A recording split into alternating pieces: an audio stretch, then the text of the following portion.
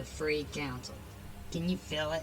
Magic still exists, like a stunted tree twisted under the weight of the abyss. Nations call fire from the sky when it's time for war. Voices drift on invisible waves from New York to Jakarta, from Mogadishu to Moscow. The world is full grown to a flood. These eras have coincided with some of the greatest achievements in human history, but also with its wars and disasters. Do mages cause such events, or take their lessons too hard? So many layers of conspiracy exist between of sigils and runes. Men and women will die for a flag or work themselves ragged for a brand. This is an age of power and opportunity, and the awakened can see supernal shadows overlaying it all, if they look at it the right way. But it's an age of horror too, because power doesn't have an ethos. The tools of power are there for the taking, but the management is bad. Very bad indeed. The Free Council means to change that. This age, this time of glorious chaos, needs to be translated into awakened wisdom. In a new kind of alchemy, the Council will change the trappings of the sleepers, Quests, into its undoing.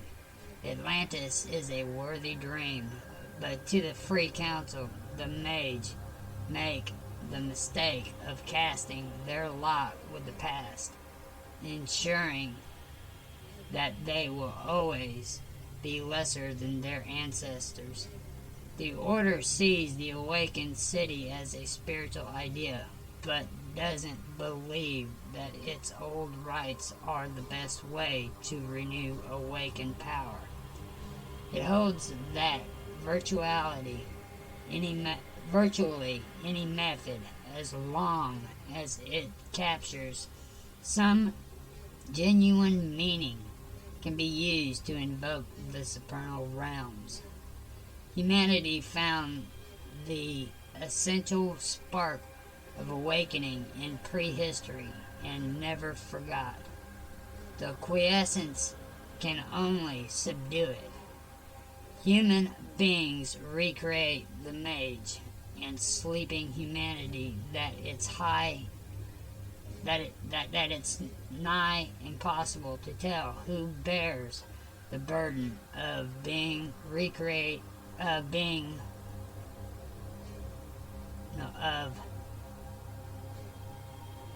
the burden of history.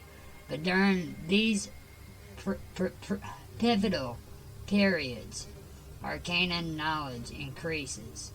In the early 19th century, cabals across Europe expounded a startling theory that upheaval led to genuinely new occult proxies, not mere shadows of Atlantis. Men and women were not as weak as the exarchs supposed, and strained against their prison across the generations. The new movement gave itself hundreds of different names based on everything from sleeper inspiration to esoteric humor. Conflict was inevitable. It spanned the globe through the charms of the Boxer Rebellion, the guns of the American West, and the bombs of the London anarchists. Mysterium historians call it the Nameless War, for at the time, the other orders refused to even give the revolutionaries a common name. After all, names grant symbolic power. The heirs of Atlantis, for all their internal strife, wanted to see history bury these apostates. The war left the rebels bloody but unbowed, and even increased their membership.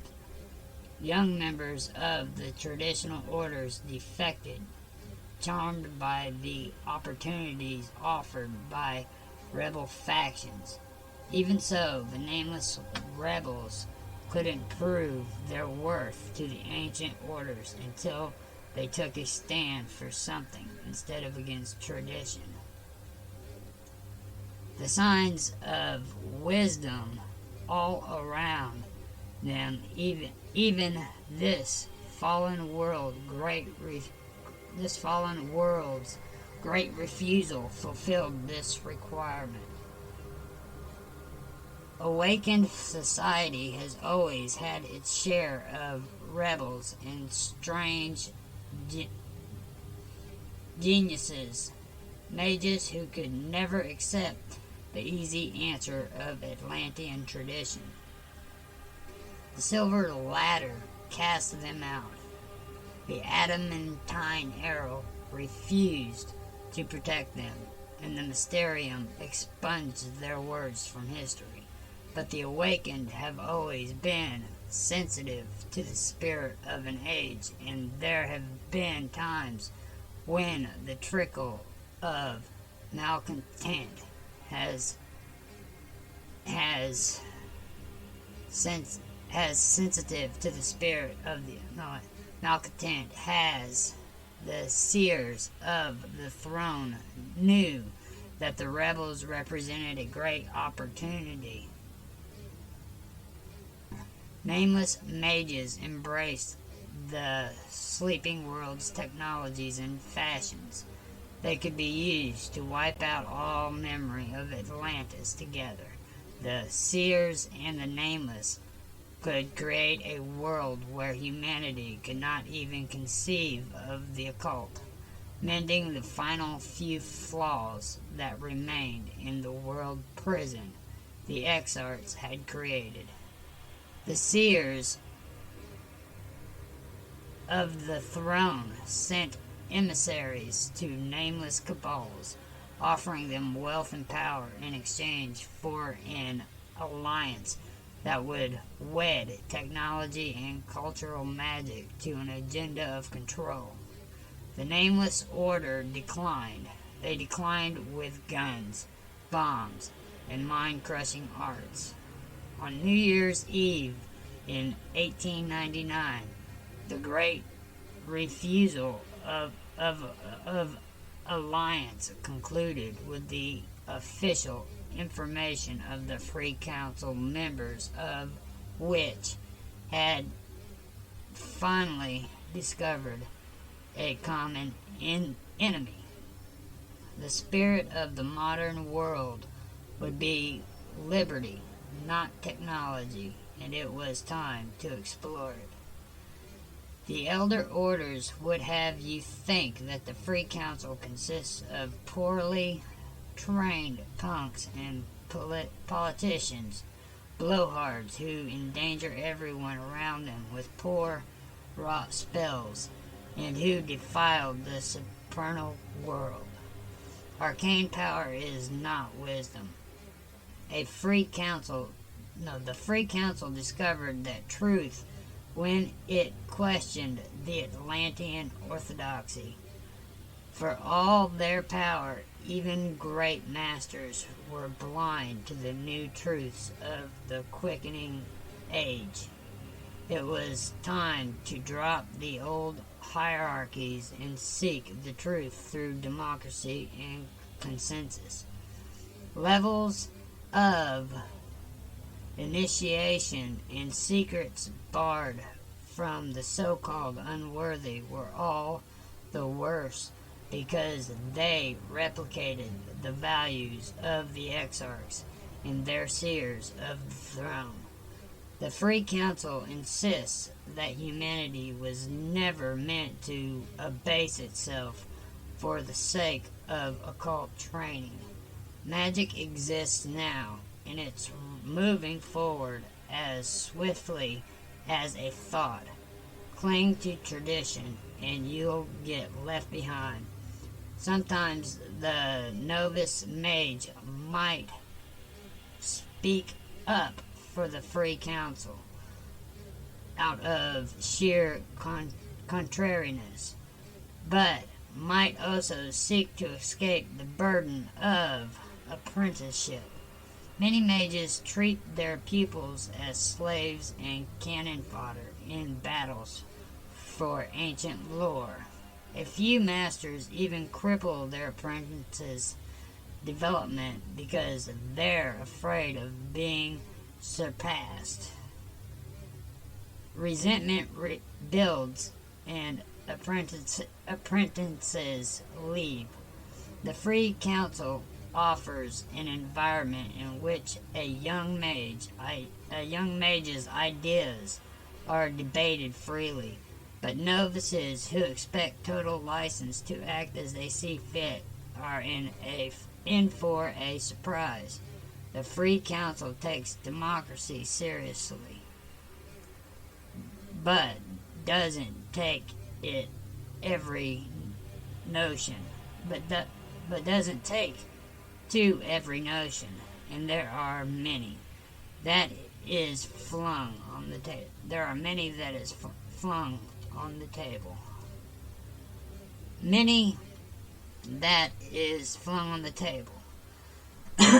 Like mages everywhere, liberties lead dangerous lives, fighting rivals and searching for magical power. They believe in security and mutual aid. Empty rebellion doesn't help either.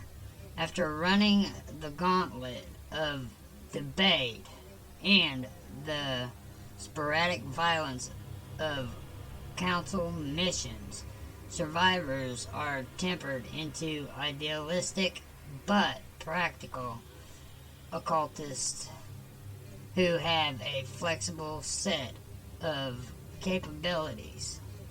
Liberties tend to be generalists outside of their arcane specialties.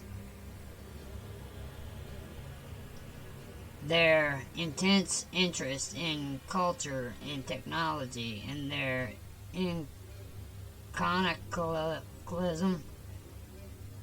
iconoclasm makes the ideal member a combination of engineer, anthropologist, and guerrilla.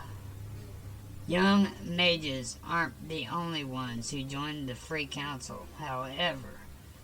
Veteran sorcerers align themselves with the order to either reject their former corrupt allegiances or to explore radical occult theories. Experienced defectors add political clout and arcane power to the cause. Libertines all have a common interest in the contemporary culture and tend to be skeptical of Atlantean heritage. Some of them doubt that Atlantis ever even existed. In any event, they believe that it's useless to limit themselves to tradition. If Atlantis existed in any age, it should be the future and should be the better place than any legend describes. Of course, Free Council members rarely agree on the best model for an awakened or mundane society. Their sanctums ring with the competing voices of anarchists, free market capitalists, and partisans of countless other doctrines.